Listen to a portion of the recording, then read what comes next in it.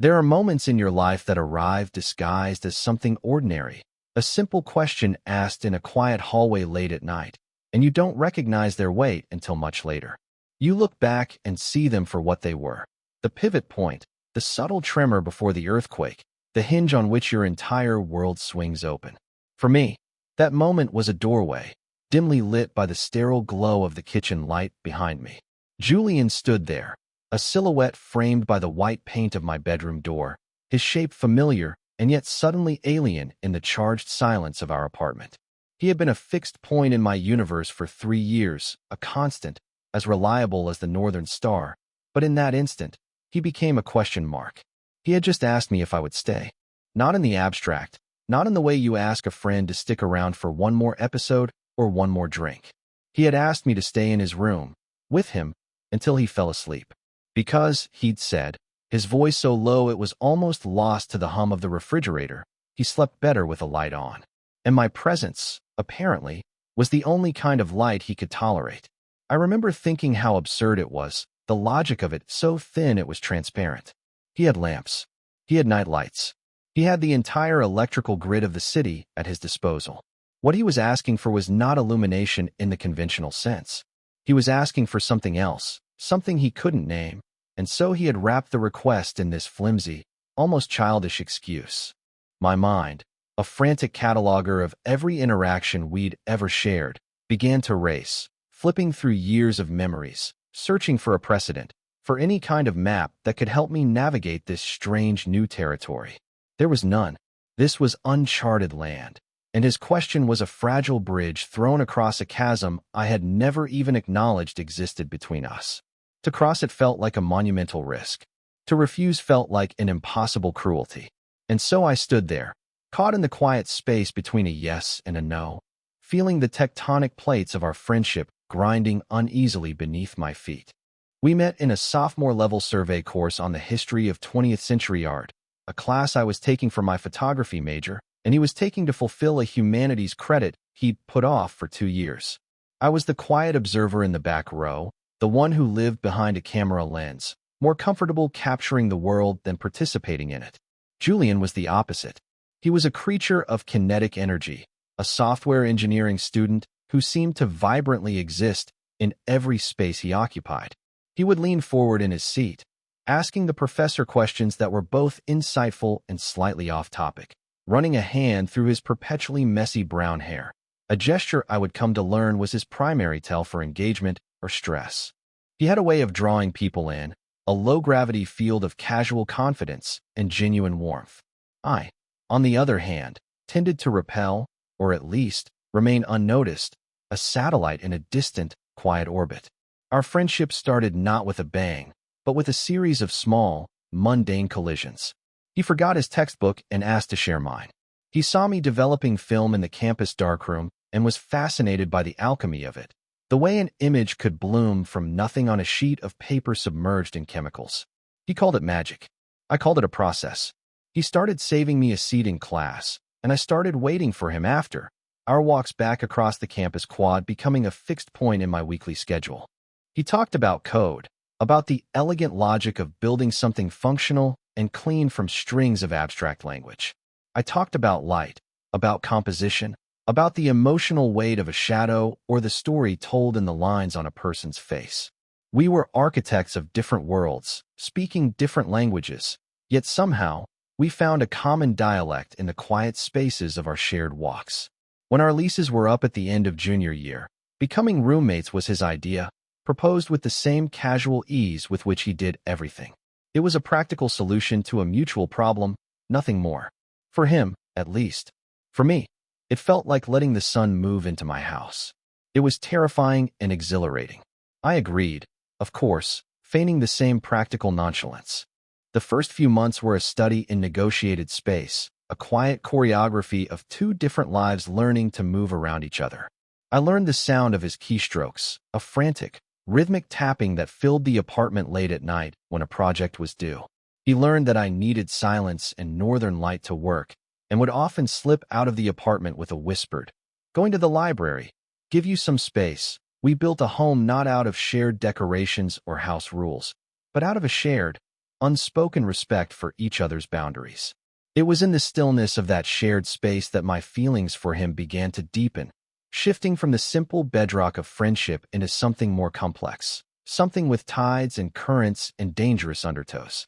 It was a slow, creeping process, an ivy of affection growing over the carefully constructed walls of my own self-preservation. It happened in the small moments. The way he'd leave a cup of coffee on my desk in the morning without a word when he knew I'd been up late editing. The way he'd burst into laughter, a full-bodied, uninhibited sound that could shake the melancholy from a room. The time I got a nasty flu and he made me soup, a terrible, watery concoction, but he'd made it with such earnest concern, checking on me every hour, that it tasted like the most nourishing thing I'd ever eaten. These were the bricks that built the cathedral of my affection for him, each one a small, insignificant kindness that, when stacked together, created something immense and holy within me. I became a secret archivist of his life. I knew that the small scar above his right eyebrow was from a childhood fall off a bicycle. I knew he hated the sound of people chewing and loved the smell of old books. I knew that when he was truly stressed, he'd pace the length of our living room, from the window to the kitchen and back, a caged tiger burning off an energy he couldn't articulate. My camera saw it, too. Though he was never my intentional subject, he existed in the periphery of my work, a ghost in the machine. A blurred arm reaching for a mug in a photo of the morning light in our kitchen. His reflection caught in a window I was shooting. His worn-out sneakers by the front door. He was a part of the landscape of my life, the context in which everything else existed, and my art, whether I intended it to or not, was a testament to that fact. And all the while, he dated. Girls came and went, most of them bright, cheerful young women who seemed to fit so seamlessly into the public version of his life. There was Sarah, and then Emily, and then, for a year and a half, there was Chloe. She was nice enough, an architecture student with a quick smile and a genuine kindness about her. I liked her, in the way you like the person who makes your best friend happy. But her presence was also a constant, painful reminder of the unbridgeable distance between us. When she was over, our apartment felt different. It was their space, and I was just a guest in it. I would retreat to my room, the sound of their laughter a dull ache in my chest. I learned to compartmentalize my feelings, to build a room inside myself where my love for him could live, locked away, a beautiful and dangerous secret I never intended to set free. I was the quiet observer, the platonic friend, the steady roommate. It was a role I had accepted, a performance I had perfected over years of careful practice. The shift began subtly, a change in the atmospheric pressure of our apartment that I felt long before I could identify its source. It was the end of their senior year, the beginning of ours. Julian and Chloe's relationship had been faltering for months, a slow erosion of connection that was visible to me in the small details. The late-night phone calls that became less frequent. The weekends she used to spend over that were now filled with his solitary pacing. He never talked about it directly, not to me. Julian processed his emotions internally, or through action, never through confession. But I could see the strain in the set of his shoulders, the exhaustion behind his eyes. He was carrying a weight, and the effort of it was making him quieter, more withdrawn. The vibrant energy that had once defined him began to dim, like a star burning itself out. The breakup, when it finally happened, was not a dramatic explosion but a quiet, final closing of a door. He came home one Tuesday night, dropped his keys in the ceramic bowl by the entrance with a clatter that sounded too loud in the silent apartment, and went straight to his room. He didn't emerge for the rest of the night. The next day, the framed photo of him and Chloe that had sat on his desk was gone. That was the only sign. He offered no explanation, and I, respecting the invisible boundaries of his grief, offered no questions. I just made sure the coffee pot was full in the morning and that there was food in the fridge. I tried to be a silent, unobtrusive presence, a piece of furniture in his landscape of pain, something steady and solid he could rely on without having to acknowledge it. But his loneliness was a palpable thing. It began to seep out from under his closed door, filling the apartment like a colorless, odorless gas. He stopped going out. He spent his evenings on the couch, scrolling endlessly through his phone or staring blankly at the television, the blue light flickering across his unseeing eyes. He was a ship that had lost its anchor, drifting in a sea of his own quiet misery. And it was during this time that he began to seek a different kind of comfort, a proximity he didn't seem to consciously understand he was craving. It began with the movies. He'd suggest we watch something, an old habit of ours, but now there was a new urgency to it. He wasn't interested in the film. He was interested in the shared space, in not being alone in the dark. The ritual started one Friday night. We were watching some mindless action movie, the kind he loved and I tolerated. I was in the armchair, he was stretched out on the couch. Halfway through, I noticed his breathing had deepened, his head lolling to one side. He'd fallen asleep. It wasn't unusual, but instead of waking him, I found myself just watching him for a moment. In sleep, the tension fell away from his face, leaving him looking younger, more vulnerable. I got up quietly, pulled the Afghan from the back of the chair, and draped it over him. It was a simple, friendly gesture, yet my heart hammered in my chest as my fingers brushed against his shoulder. I retreated to my room, feeling like I had transgressed some unspoken rule. It happened again the next night, and the night after that. Falling asleep on the couch became his new routine. He'd murmur an apology in the morning, rubbing the back of his neck and complaining about the crick in it, but he never made any effort to stop. I knew, on some level, that it wasn't an accident. It was a choice, albeit an unconscious one. The living room was neutral territory, a shared space where he could be near me without having to cross the threshold into true vulnerability. I was his human white noise machine, a warm body in the room that kept the silence from becoming too loud. I accepted this new role, this nightly vigil, because it was the only way I knew how to help, and because a selfish, hopeful part of me cherished this fragile, ambiguous intimacy. It was a pale imitation of the closeness I craved, but it was better than nothing. The nights became a strange, suspended reality. I would stay up late, long after the movie credits had rolled, pretending to read or edit photos on my laptop. I was listening to the rhythm of his sleep, the soft sighs, the occasional mumble of a dream. The air in the room would be thick with unspoken things. I studied the way the faint light from my laptop screen carved out the planes of his face, the curve of his eyelashes against his cheek.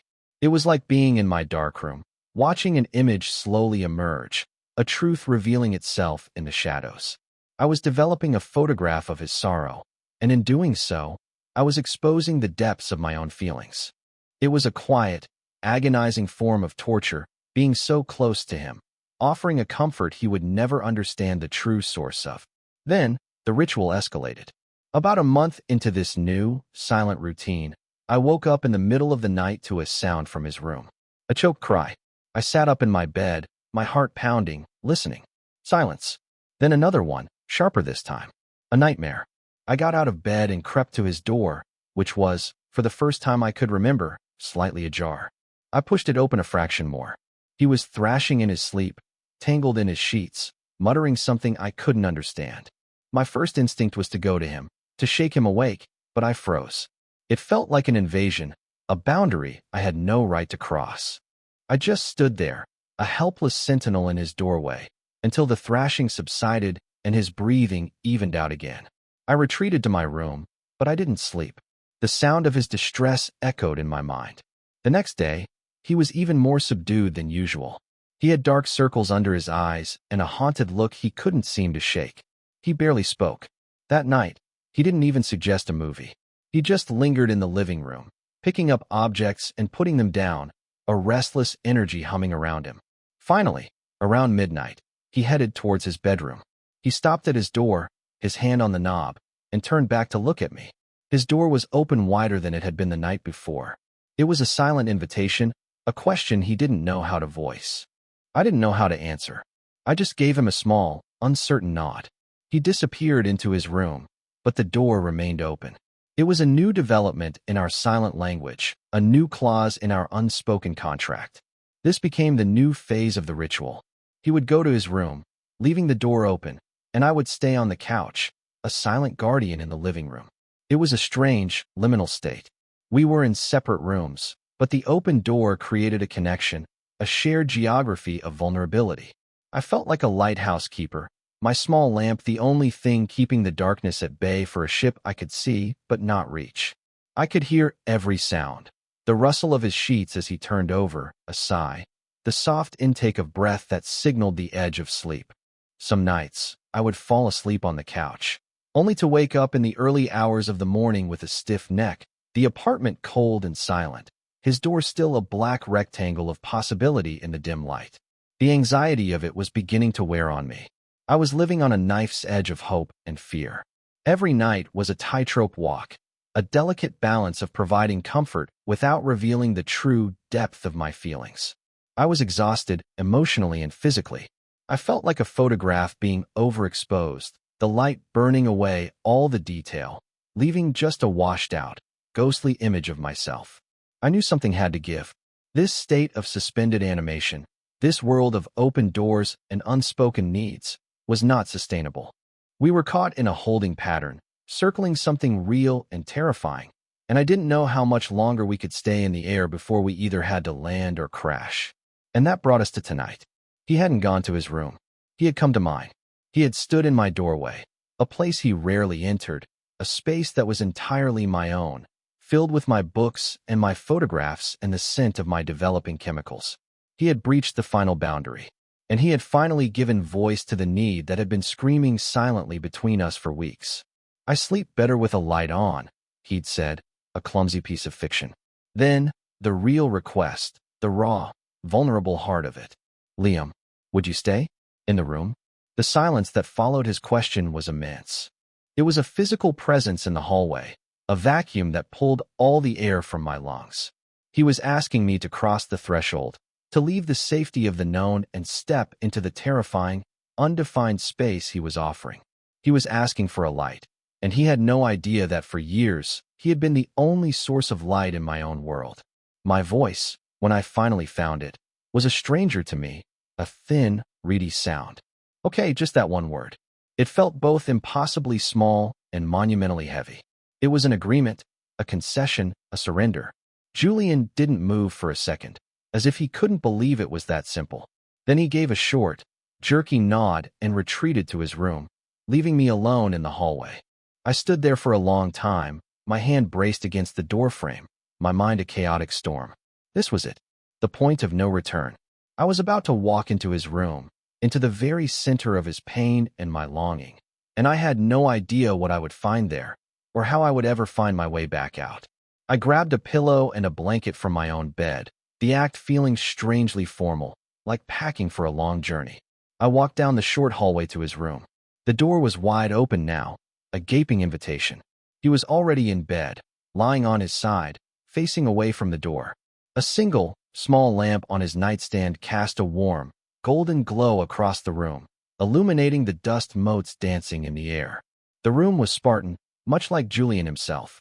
A desk cluttered with textbooks and schematics, a bookshelf filled with sci-fi paperbacks, a single poster for a band I didn't recognize on the wall.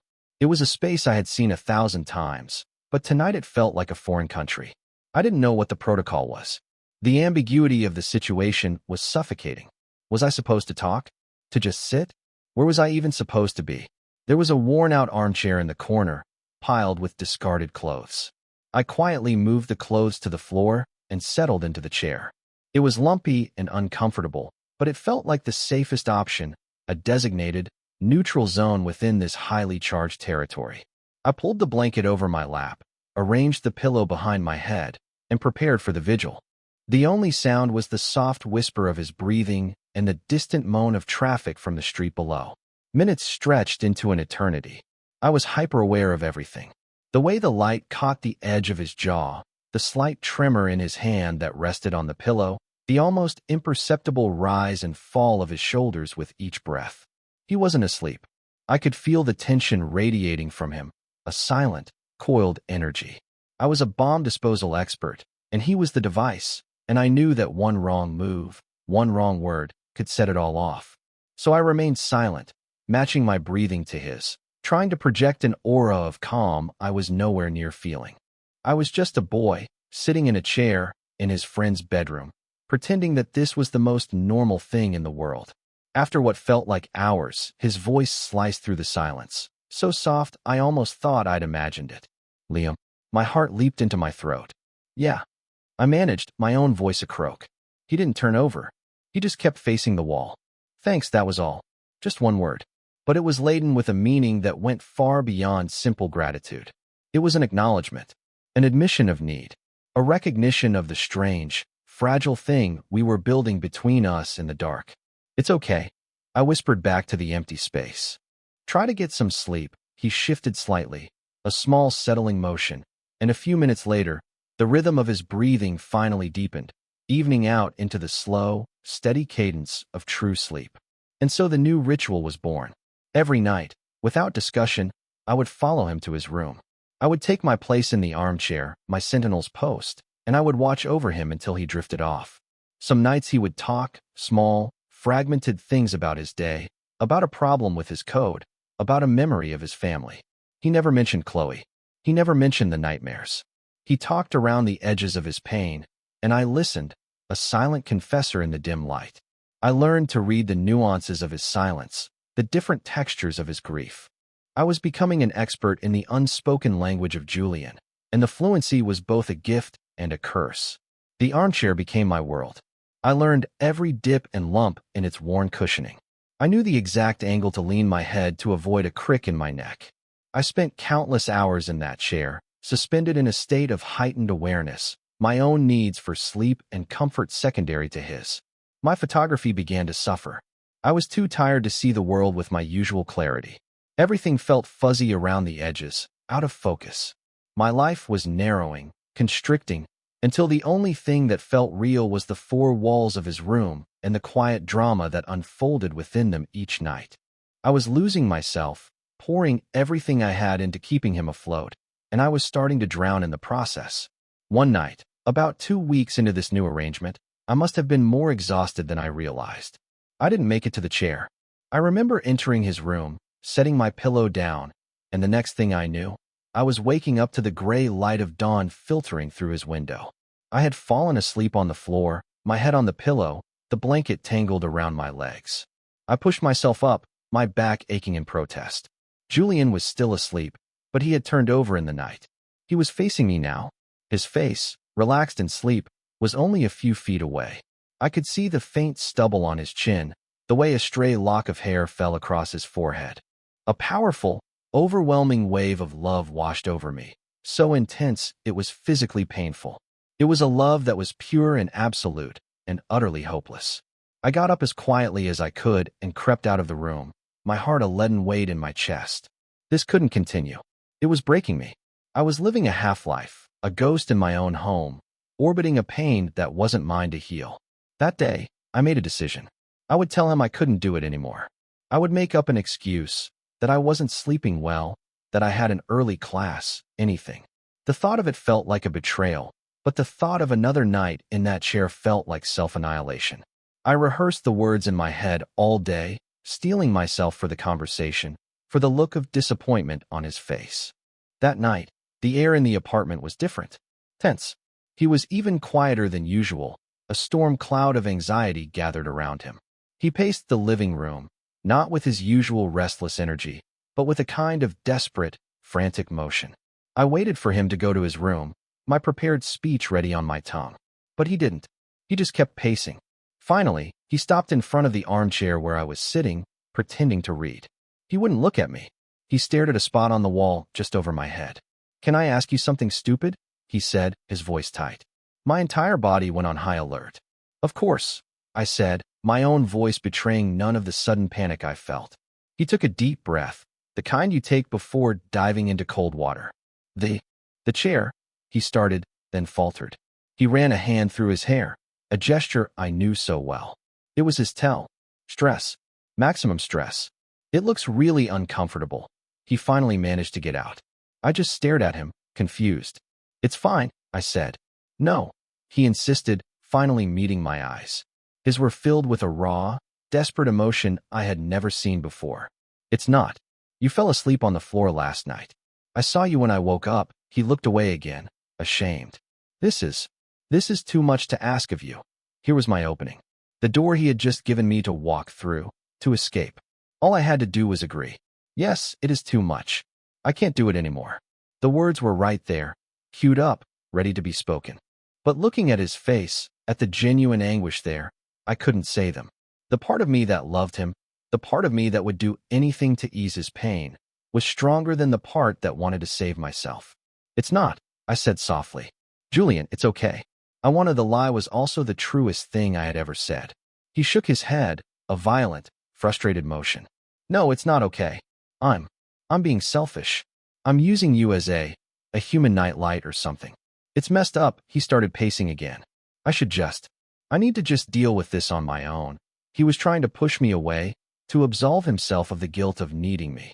He was trying to be noble, and in doing so, he was about to leave us both alone in the dark again. I stood up.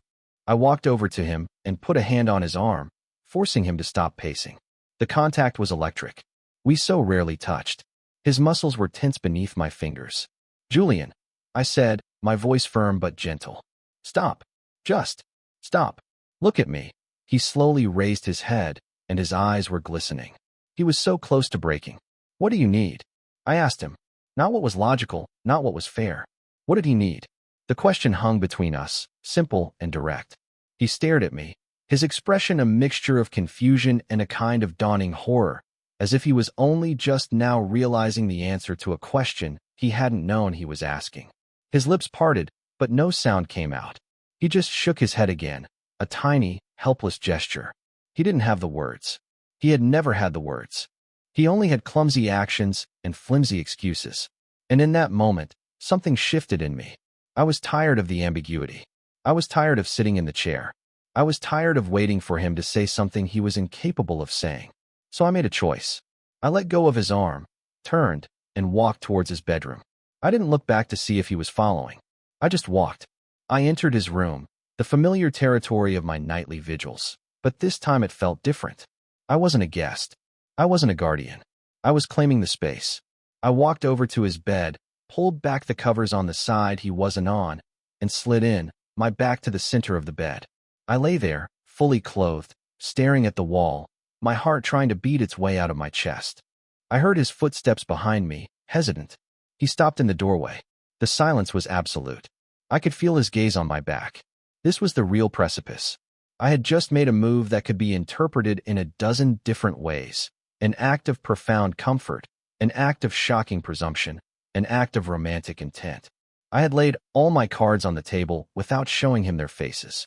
I held my breath, waiting for the verdict. He could have yelled at me. He could have laughed. He could have walked away and shut the door, leaving me alone in his bed, a final, brutal rejection. Instead, after a lifetime of silence, I felt the bed dip behind me. He was getting in. He settled onto his side of the bed, a careful distance between us, but we were there. Together. In the same bed. The reality of it was staggering. The air was so thick with tension I could barely breathe. We lay there for minutes, two rigid forms in the dim light, not touching, not speaking. I could feel the heat radiating from his body across the small gap of cold sheet that separated us. It was more intimate, more terrifying than any touch. Then, his voice, a raw whisper right behind my ear. Liam, it was different this time. It wasn't a question. It was a statement. An arrival. I didn't answer. I couldn't. I just waited. I felt him shift, a small movement, and then a tentative warmth against my back. He had moved closer. So close I could feel his breath on my neck. My entire nervous system caught fire. Every nerve ending was screaming. He was going to touch me. He was going to. What? Put a hand on my shoulder? The platonic, comforting gesture? What he did was so much more devastating. He slowly, hesitantly, rested his forehead against my shoulder blade. Just that. The light pressure of his brow against the fabric of my shirt. It was a gesture of complete and utter surrender. A white flag in the long war he had been fighting with himself.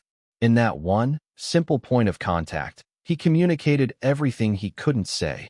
The loneliness, the fear, the exhaustion, and the profound, desperate need for comfort.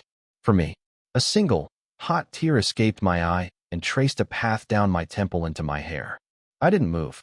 I just lay there, a stone statue, a harbor for his silent, broken ship. And for the first time in weeks, we both slept through the night. The morning after was a masterpiece of avoidance. I woke up first, to the feeling of an empty space beside me. Julian was already gone. His side of the bed was cold. A note, scrawled on a piece of paper torn from a notebook, was left on his pillow. Had an early meeting. See you later. The words were so normal, so aggressively mundane, that they felt like a slap in the face. He was pretending it hadn't happened. He was trying to rewind time, to put everything back in its carefully constructed box. I crumpled the note in my fist, a sudden, sharp anger cutting through the tender haze of the night before. The apartment felt cavernous and empty. The silence that had once been a space of unspoken intimacy was now a cold, hostile void. He didn't come home that night until late, long after I had given up waiting and retreated to my own room. I heard his key in the lock, his quiet footsteps, and then the click of his bedroom door shutting. Not left ajar. Shut. Closed and locked. It was a definitive statement. The bridge we had built between our rooms had been retracted. The conversation was over. The next few days were a special kind of hell. We were roommates again, but we were also strangers. We moved around each other with a pained, awkward choreography, our conversations limited to logistical necessities. Is there any milk left? I'm doing laundry. Do you have anything? Every polite, meaningless exchange was a fresh wound. He wouldn't meet my eyes. He was a ghost in our home, and I was the haunted one. The hope that had bloomed in my chest that night in his bed began to wither and die, replaced by a familiar, aching loneliness, now sharpened by the memory of what I had briefly held. I felt like a fool. I had misinterpreted everything. I had mistaken a desperate need for comfort for something more, and now I was paying the price. I couldn't live like that. The silence was going to poison everything, not just our present, but the years of friendship that had come before it. It was erasing our history, rewriting it as a lie. After 3 days of this suffocating Cold War, I knew I had to be the one to break it. He wasn't capable. He was hiding, retreating into the fortress of his own fear and confusion. That evening, I waited for him in the living room. When he came home from class, I was sitting on the couch, the television off, the apartment silent. He stopped in the entryway, sensing the shift in the atmosphere. He looked like a cornered animal. "We need to talk," I said. My voice was quiet, but it held a firmness that surprised even me. It was not a request. He sighed, a long, weary exhalation, and dropped his backpack to the floor. He didn't move to the couch. He leaned against the wall, crossing his arms over his chest, a defensive posture. "Liam," he started, his voice trailing off. "Don't." I cut him off, but gently. "Don't apologize. Don't make an excuse. Just talk to me. Please. Tell me what's going on in your head."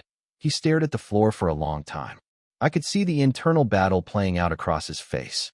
The struggle between his instinct to flee and the part of him that knew I deserved an explanation. Finally, he spoke, his voice so low I had to strain to hear it. "I don't know," he said. "I don't know what's going on. I'm confused." It was the most honest thing he had said in weeks. Confused about what? I pressed, keeping my tone even, trying to create a safe space for him to land. He finally looked at me, and his eyes were full of a desperate, pleading confusion. "About everything," he said, his voice cracking. "After Chloe and I broke up, I was so lost. It felt like the floor had just disappeared from under me. And you were just there. You were so solid, so quiet. You didn't push, you didn't ask questions. You just were. And being near you was the only thing that made sense. The only thing that made the quiet in my own head stop screaming." He was finally putting words to it, finally articulating the need that had been driving him. "So I was a distraction," I said, and despite my best efforts, a bitter edge crept into my voice. "A comfort object." He flinched as if I'd struck him. "No," he said, shaking his head vehemently. "No, it wasn't like that. It was more than that. It started that way, maybe. But then it changed." He pushed himself off the wall and started pacing, the old, familiar habit. Lying there, that night. It felt right. It felt more right than anything has in a very long time. "And that's what scares me." He stopped in the middle of the room, his back to me. I don't," he stammered, unable to finish the sentence. But I knew what he was trying to say. "I'm not gay. I don't feel this way about guys." The unspoken words hung in the air between us. "Julian," I said, my voice softening. "It's okay to be scared. It's okay to be confused. But it's not okay to shut me out. It's not okay to pretend it didn't happen. Because it did happen. And it mattered. It mattered to me." The last words were a whisper, a confession I hadn't intended to make. But they were out now, undeniable. He turned around slowly. The confusion was still there, but now there was something else in his eyes, too. A flicker of understanding, of recognition. He saw me, really saw me, for the first time. Not as his roommate, not as his friend, not as his human nightlight. He saw the years of unspoken affection I had been hiding behind a carefully constructed wall of platonic friendship. "You," he started, his voice full of a dawning, horrified awe. He didn't need to finish. I just nodded, a small, tired admission. My secret was out. The room I had built inside myself to contain it had just been blown wide open. I felt terrifyingly exposed, but also, strangely, relieved. The burden of the secret was gone. He sank onto the armchair across from me, his face in his hands. The silence stretched on, but it was a different kind of silence now. It wasn't empty. It was full of this new, terrifying, fragile truth. I had given him my heart, and now I had to wait and see what he would do with it. He could crush it. He could hand it back. Or he could, against all odds, hold it. I braced myself for the rejection, for the pitying. "I'm so sorry, but I don't feel the same way." I had played this scene out in my head 1,000 times. But that's not what he said. When he finally lifted his head, his face was a wreck of conflicting emotions. He looked exhausted and scared and utterly lost. "I don't know what I am, Liam," he whispered, his voice raw. "I've spent my whole life on this one, straight road, and I never even thought to look at the map. I just followed it. And now, I feel like I'm in the middle of a forest, and I don't know which way is north." He looked at me, his eyes pleading for something. For direction. For absolution. "All I know," he continued, his voice gaining a sliver of certainty, "is that when I was lying next to you, I felt like I was home." That one word, home, shattered the last of my defenses. It was the word I had secretly ascribed to him for years. He was my home, my fixed point. And to hear him use it to describe being with me, it was too much. I felt the tears I had been holding back for days, for years, finally begin to fall. I didn't sob. I just sat there, silent tears tracing paths down my face. Julian saw them, and his expression crumpled. He got up from the chair, crossed the small space between us in 2 strides, and knelt on the floor in front of me. He didn't touch me. He just knelt there, his eyes locked on mine, as if he was trying to memorize my face. "Please don't cry," he whispered, his own voice thick with emotion. "I'm so sorry. I'm so sorry I hurt you. I've been such a coward." I shook my head. "You're just scared," I said, my voice choked. "It's okay. I get it." He reached out then, a hesitant, trembling hand, and gently wiped a tear from my cheek with his thumb. The touch was feather-light, but it sent a shock-wave through my entire body.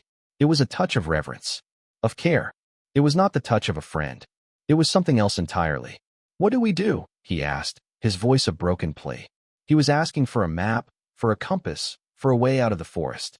And in that moment, I knew I couldn't give him one. But I could walk with him. "I don't know," I answered, and it was the most honest thing I could say. "We just are. We figure it out. Together. No pressure. No labels. We just take the next step." He searched my face, looking for the fine print, for the catch. He found none. Just an open, patient acceptance. He let out a long, shuddering breath, a sound of profound release. It was the sound of a man finally putting down a weight he had been carrying for far too long. He didn't move from his position on the floor. He just rested his hand on my knee, his thumb stroking back and forth in a small, soothing rhythm. We stayed like that for a long time, the silence in the room no longer a weapon, but a blanket. It was a healing silence, a space where we could both just breathe. The storm had passed, and now, in the quiet aftermath, we could finally begin to assess the damage and see what was left standing. And what was left, I realized, was the foundation, the friendship, the deep, abiding care we had for each other. It hadn't been destroyed. It had just been transformed. That night marked the beginning of our new normal.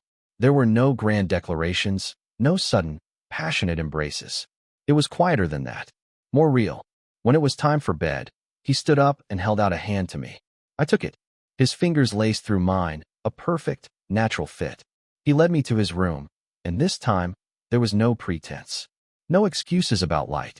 He pulled back the covers, and we got in, facing each other. He didn't turn on the lamp. We lay in the near darkness, the only light coming from the moon through his window. He reached out and traced the line of my jaw, his touch still hesitant, but full of a new, deliberate tenderness. "Is this okay?" he whispered. I nodded, unable to speak past the lump in my throat. I covered his hand with my own, pressing it against my cheek. And we fell asleep like that, tangled together in the comfortable, honest dark. The days that followed were a process of gentle discovery. We were learning a new language, a new way of being with each other. It was a language of small gestures. His hand finding mine as we watched a movie on the couch. The way he'd brush his shoulder against mine when we were cooking in the kitchen. The soft, chaste kisses he would press to my forehead before he left for class. Each one was a question, and my acceptance was the answer. He was still scared, still uncertain, but he was no longer running. He was staying. He was trying. And for me, his trying was everything. We talked. We had long, rambling conversations that lasted late into the night. Lying in his bed, the darkness providing a cloak of safety for our vulnerable words. He told me about the pressure he'd always felt to be a certain kind of man, to follow the expected path. He talked about his relationship with Chloe, about the genuine love he'd had for her, but also about the quiet, persistent feeling that something was missing, a depth of connection he could never quite reach. And I talked too.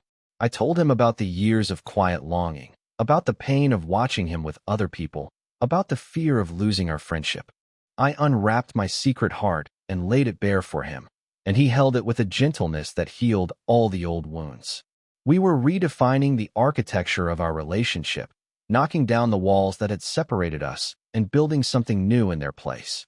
His bedroom door was always open now, not as a cry for help, but as a simple statement of fact. This space was ours. My camera, which had for so long only captured him in the periphery, now found him as its willing subject. I took a portrait of him one afternoon, sitting in the armchair in his room, the one where I had spent so many sleepless nights. The sunlight was streaming through the window, illuminating him in a way that felt almost holy. He wasn't smiling. He was just looking at me, his expression open and unguarded, and in his eyes, I saw it. The same love that I felt for him, reflected back at me. It was no longer a one-sided thing. It was a shared current, flowing between us, powerful and steady. There was a moment, about a month after our talk, that I knew we were going to be okay. It was a Saturday morning. I woke up in his arms, his steady breathing a comforting rhythm against my back. I slipped out of bed and went to the kitchen to make coffee, our new morning ritual. A few minutes later, he shuffled in, rubbing the sleep from his eyes. He came up behind me as I was pouring the water, wrapped his arms around my waist, and rested his chin on my shoulder. He didn't say anything. He just held me. We stood there for a long moment, watching the coffee drip into the pot, the simple domesticity of the act feeling more profound than any grand romantic gesture. It was in these quiet, ordinary moments that we were building our future, one cup of coffee, one shared silence, one gentle touch at a time. This was not a detour from his path. This was his path. This was our path. And we were finally walking it together. We never did define what we were. The labels, boyfriend, partner, felt too small, too inadequate for the thing that had grown between us. We were just us, Liam and Julian. It was a definition that existed only for us, in the shared space of our apartment, in the quiet understanding that passed between us without words. The world outside, with its expectations and its categories, didn't matter. What mattered was the home we had built together, a sanctuary founded on honesty and a hard-won, beautiful vulnerability. Sometimes, I think back to that night in the hallway, to the boy who was afraid of the dark and the boy who was afraid of the light he held inside himself. We were two lost souls, fumbling for a connection we didn't know how to name. And we found it, not in a sudden, blinding flash, but in a slow, gentle dawn. He didn't need the lamp anymore. We slept in the comfortable, peaceful darkness, secure in the knowledge that we were each other's anchor, each other's harbor. We had learned that true light isn't something that cancels out the darkness, but something that teaches you how to navigate it. It's the steady, quiet glow of another person's presence, a lighthouse in the vast, uncertain sea of the world, guiding you, always, back to shore, guiding you home.